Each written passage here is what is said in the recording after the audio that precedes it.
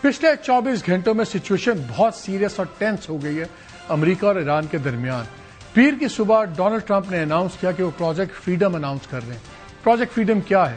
اس نے کہا کہ 100 جہاز ہم نے اکٹھے کر دیے ہیں, ہم نے اپنے ڈسٹرائرز اکٹھے کر دیے ہیں, 15,000 ہمارے فوجی ہیں, میزائلز ہیں, 100 جہاز ہیں, اور ہم طاقت کے زور پر اب ہرمز کھولیں گے.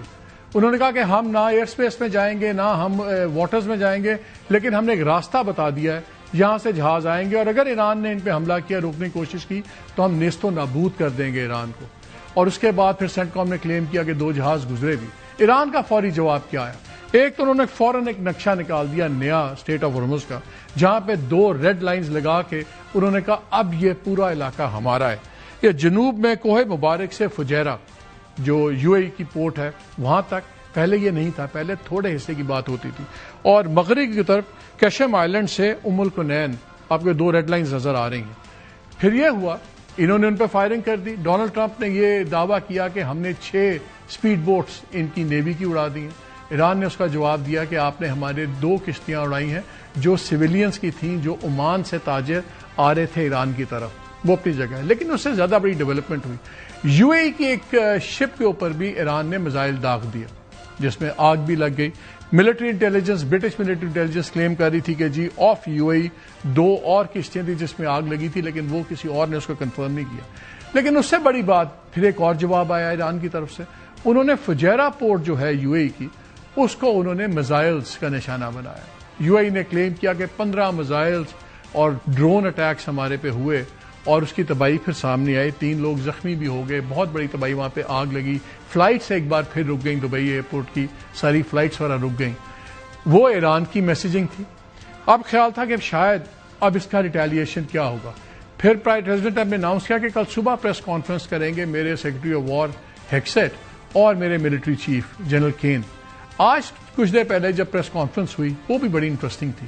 اس میں انہوں نے اس کو ٹون ڈاؤن کر کے بات شروع کی. ہیکسیٹ نے کہا کہ یہ جو ہمارا ہے پروجیکٹ فریڈم, یہ ایپک فیوری سے علیحدہ ہے, یہ ڈسٹنکٹ ہے, سیپریٹ ہے, اور یہ ایک ڈیفینسو منور ہے, اور ایران کو عقل کرنی چاہیے. اگر ایران نے اس میں کیا در اندازی تو ہم بڑا سخت ایکشن دیں گے. جنرل کین نے یہ کہا کہ ابھی تک جو ایران نے کیا ہے یہ اس کے اندر ابھی وہ تھریشولڈ نہیں ہے کہ جس کے اوپر وار کا ریاکشن آئے. جب اس نے کہا ریاکشن تھریشولڈ کیا ہے, کہ کیا وہ پیمانہ ہے جس کے بعد آپ کہیں گے کب ہو, تو کہا نہیں, ابھی تک جو ملٹری ایکشنز ہوئے ہیں بڑی لوور لیول کے ہیں, اور یہ پولیٹیکل فیصلہ ہوگا. ساتھ ہی ایک اور خبر آ جائے. آپ کو یاد ہے کہ ڈونلڈ ٹرمپ کا دورہ اسکیجولڈ ہے بیجنگ کا 15 مئی کو. یہ بڑا دورہ پہلے بھی 2 دفعہ ملتوی ہو چکا ہے.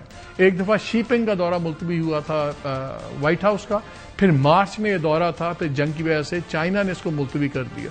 لیکن آج چائنا نے انوائٹ کیا کہ اراغچی صاحب, عباس اراغچی جو فارن منسٹر ہیں ایران کے, یہ جا رہے ہیں کل صبح بیجنگ, اور وہاں کے فارن منسٹر سے ان کی ملاقات ہے.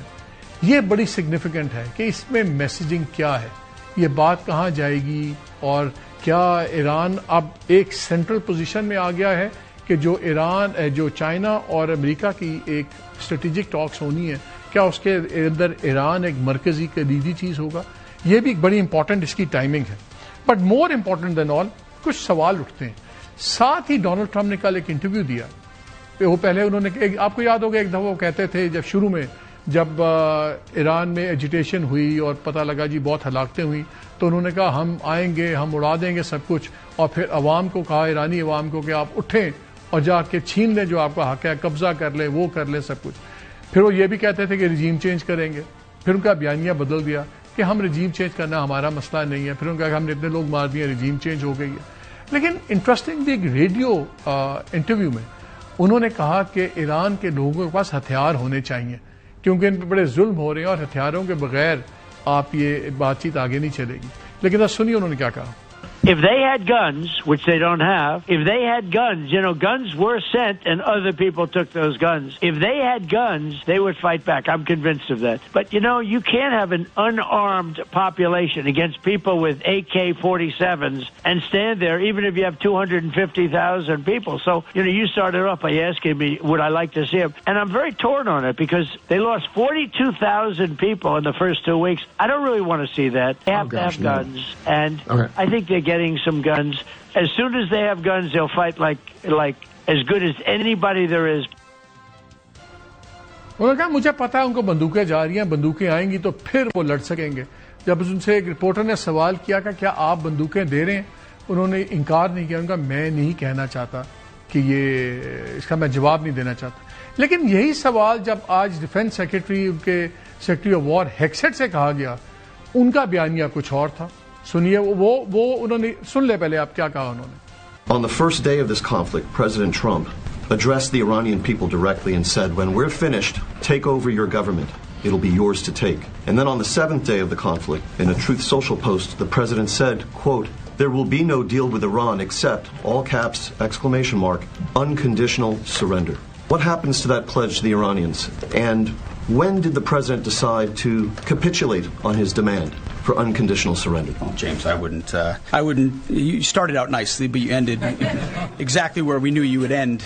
The president hasn't capitulated on anything. He holds the cards. We maintain the upper hand, and Project Freedom only strengthens that hand. And so he will ensure that whatever deal is made or whatever end state is reached creates ensuring that Iran never has a nuclear weapon, which is number one, and he's been focused on that, and the deal and discussions are centered on that. And what the Iranian people take advantage of after the fact is up to them, and he's been very clear about that. And maybe you do it now, maybe it happens later, but ultimately he's also been clear, we're not going to entangle this into some nation-building project.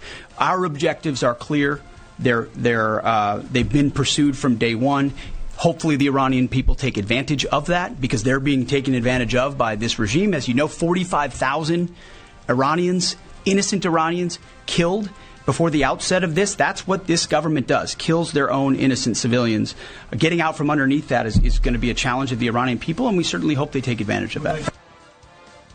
اس نے یہ کہا کہ یہ ہمارا مسئلہ نہیں ہے, basically ان کا مسئلہ ہے. ابھی ہوپ کہ وہ کریں, سب کچھ کریں. اب یہ دو مختلف ٹوٹلی بیانی ہیں. پھر ہیکسٹ سے یہ بھی پوچھا گیا کہ کیا سیز فائر ختم ہو گیا. اس کو بھی انہوں نے ڈاؤن پلے کیا. انہوں نے کہا کہ نہیں, سیز فائر اپنی جگہ ہے, اور تھوڑی بہت تو گڑبڑ ہم سمجھتے ہیں کہ ایسے سیز فائر میں شروع میں ہوتی ہے. سنیے ذرا. The ceasefire over? No, the ceasefire is not over.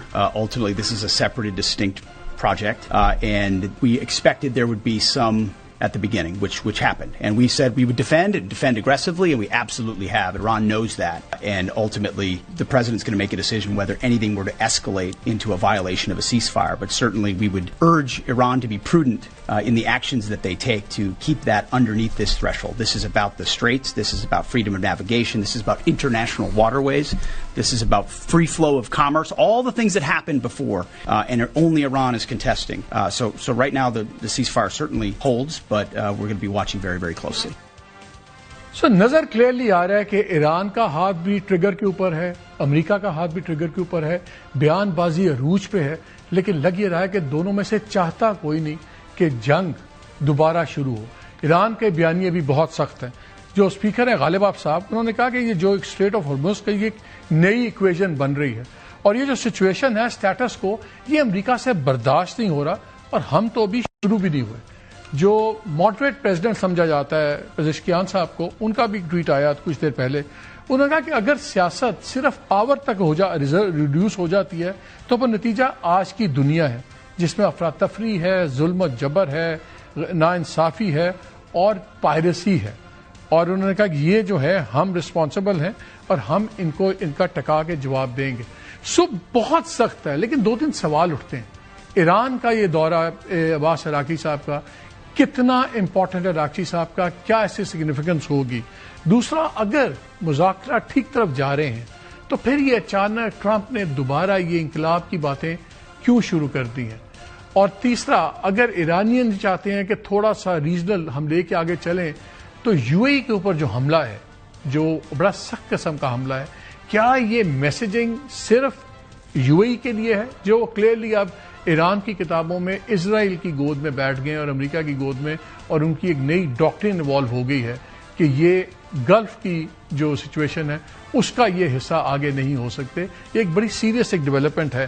اور کیا ایران یہ بھی سمجھتا ہے کہ جو سعودی عربیہ اور یو اے ای کے پرزیوم اختلافات ہیں, یہ بھی مارجن دیتے ہیں ایران کو زیادہ اس کے اندر اپنی موومنٹ کرے. یہ بڑے 2-3 بڑے سیریس ایشو ہیں ان تمام چیزوں کے, بیکاز ان کا الٹیمیٹ جو امپیکٹ ہے وہ اسی بات پہ ہوگا کہ آگے سارے مسئلے کا حل کیا ایک دوبارہ ایک نیک جنگ سے ہوگا یا مذاکرات کی میز پہ ہی بات ختم ہوگی. کیونکہ خبریں یہ بھی آ رہی ہیں کہ اسرائیلیز اور امریکنوں کے ساتھ کوارڈینیشن دوبارہ رینیو ہو گئی ہے, اور اسرائیلیز کنفرم کر رہے ہیں اپنی کانورسیشنز میں بڑے سینئر جرنلسٹ کے ساتھ کہ ہم فل کوارڈینیشن میں ہیں اور پوری تیاری میں ہیں کہ اگر ایران پہ فوراً بڑا حملہ کرنا پڑے. ایران کے اندر بھی یہ خیال تقویت پاتا جا رہا ہے کہ یہ ڈونلڈ ٹرمپ جو ہیں ہو سکتا ہے کچھ دنوں کی بھرپور جنگ کریں اور پھر وکٹری ڈکلیئر کر دیں. چائنا میں یہ تاثر اسٹرانگ پڑتا جا رہا ہے کہ ہو سکتا ہے کہ ڈونلڈ ٹرمپ جب امریکہ یا چائنا جب آتے ہیں تو اس دورے کے بعد بات بڑھا نہ دیں. ان تمام سوالوں کے جواب دینے کی کوشش کریں گے.